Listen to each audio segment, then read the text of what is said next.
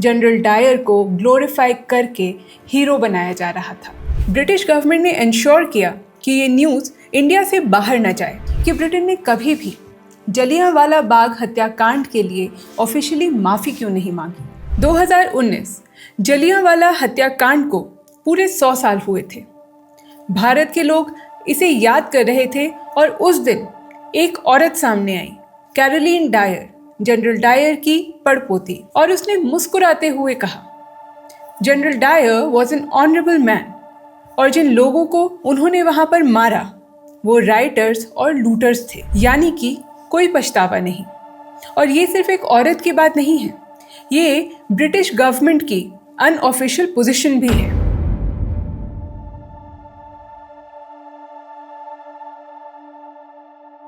आज हम वो समझेंगे जो ज़्यादातर हिस्ट्री चैनल्स आपको नहीं बताते।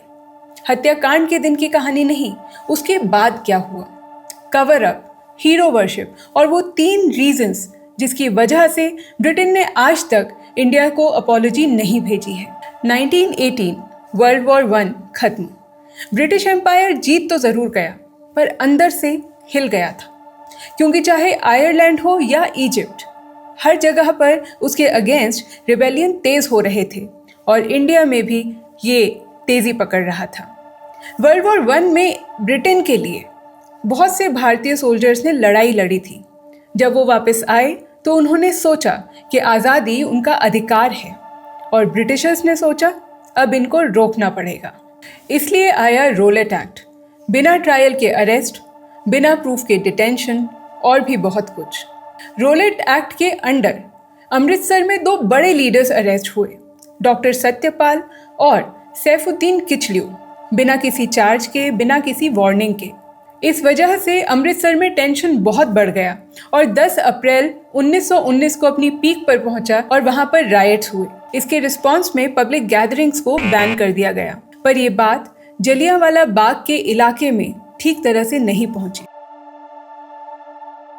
13 अप्रैल 1919 को जलियांवाला बाग में बैसाखी के दिन 10,000 से ज्यादा लोग इकट्ठा हुए थे। तभी डायर आया अपने 90 सोल्जर्स के साथ। उसने कोई वार्निंग नहीं दी और सीधा कमांड दिया फायर।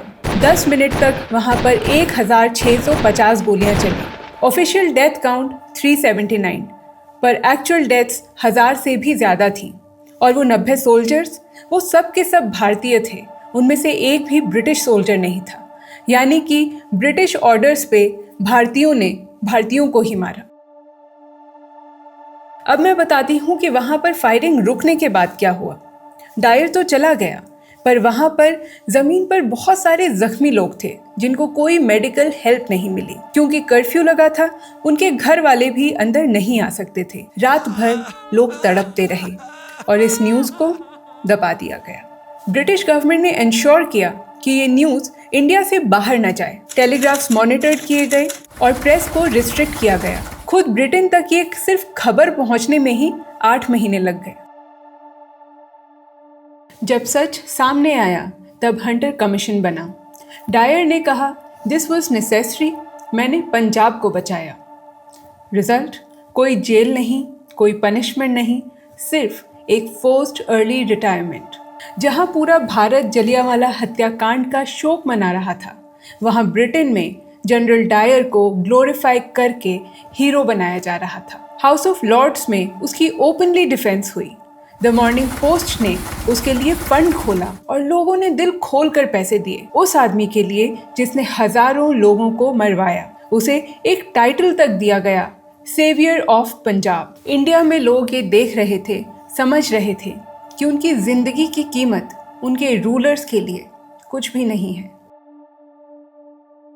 उस दिन जलियांवाला बाग में एक 19 साल का लड़का भी था, ऊधम सिंह, और वो बदले की आग में 21 साल तक जलता रहा। 1940 लंदन, कैक्सटन हॉल, उसने माइकल ओ'ड्वायर को, जो कि जलियांवाला हत्याकांड के समय पर पंजाब के लेफ्टिनेंट गवर्नर थे, उनको गोली मार दी।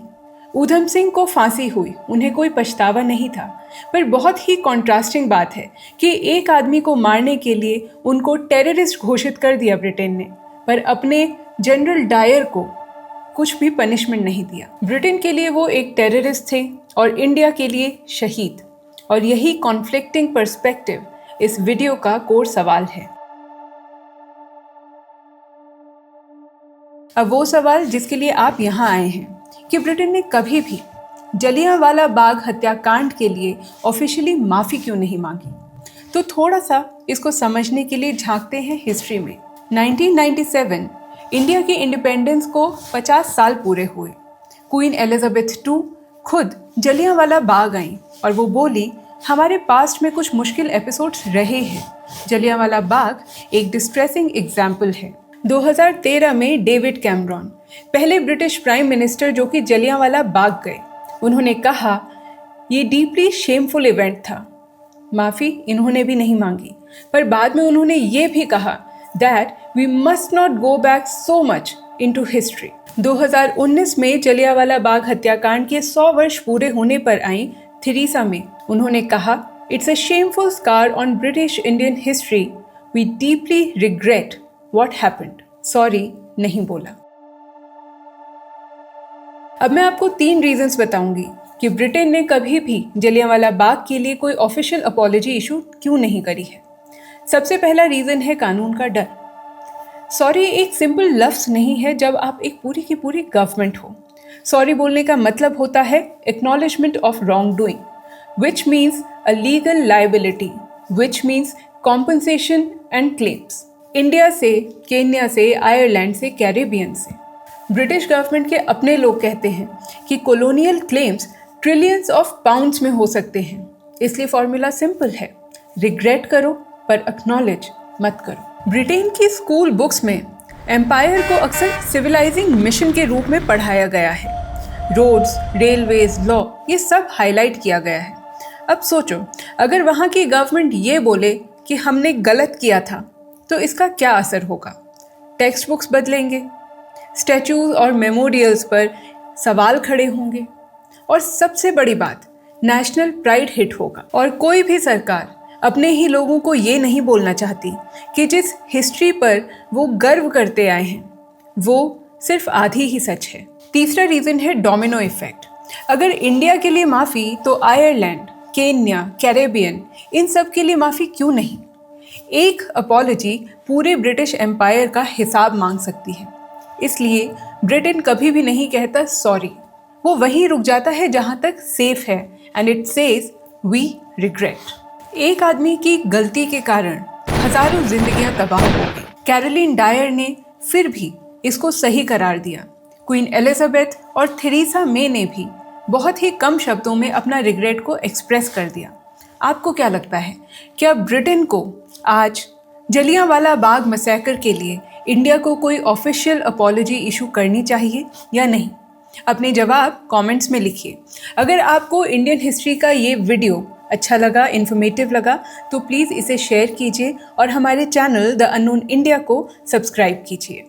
और भी बहुत से आर्टिकल्स हैं हमारी वेबसाइट unknownIndia.com पर।